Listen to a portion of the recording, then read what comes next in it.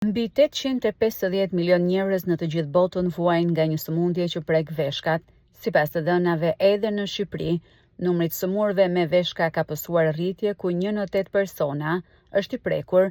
Sëmundjet e veshkave shfaqen në mënyrë të heshtur dhe mjekët tregojnë se pacientët shpesh shkojnë në stade të rënduara. Sëmundjet renale të veshkave, sëmundjet renale kronike, janë një problem madhor për gjithë shëndetin publik botëror sot. Pra, 850 milion njerëz në gjithë botën janë të prekur nga sëmundja renale kronike. E thënë ndryshe, 1 në 10 individ në Shqipëri vuan nga sëmundja renale kronike.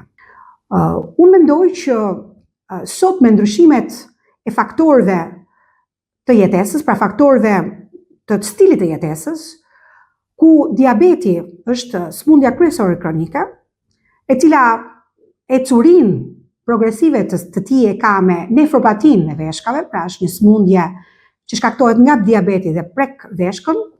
Pastaj është hipertensioni, një sëmundje kronike, e cila në ecurinet e tij progresive ai shkakton nefropatin hipertensive, pra prekjen e veshkës nga hipertensioni, por edhe shkaktarë të tjerë, siç është infeksionet e rrugëve urinare, pilonefritet, obeziteti, natyrisht janë faktorët kryesor për të cilët ne si shëndet publik duhet të tregojmë kujdes. Ndryshe nga sëmundjet e tjera, veshkat nuk japin simptoma ndaj për pacientët. Është vështirë për ta kuptuar.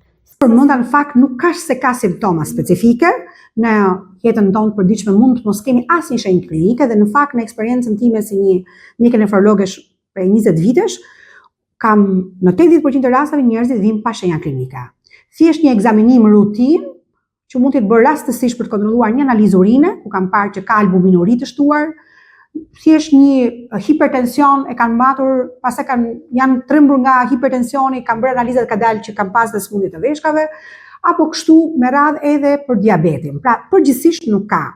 Ndërsa, për sëmundjet e tjera kronike që përfshin rrugët urinare, si infeksionet apo kalkuloza renale, pra gurët në veshka, e thënë ndryshe, ato kanë shenja klinike që janë dhimbjet. Por këto sëmundje e çojnë pacientin më shpejt ke mjeku dhe për këto sëmundje ne marrim masa më herët. Pra një pacient që vuan nga infeksionet e përsëritura urinare apo nga gurët në veshka që kanë shenja kronike, ata vinë më shpejt ke mjeku dhe marrin kujdes më të hershëm. Mjekët rekomandojnë një stil të shëndetshëm jetese me ushqime të kontrolluara, aktivitet fizik, kontrolle të vazhdueshme për të shmangur problemet me veshkat.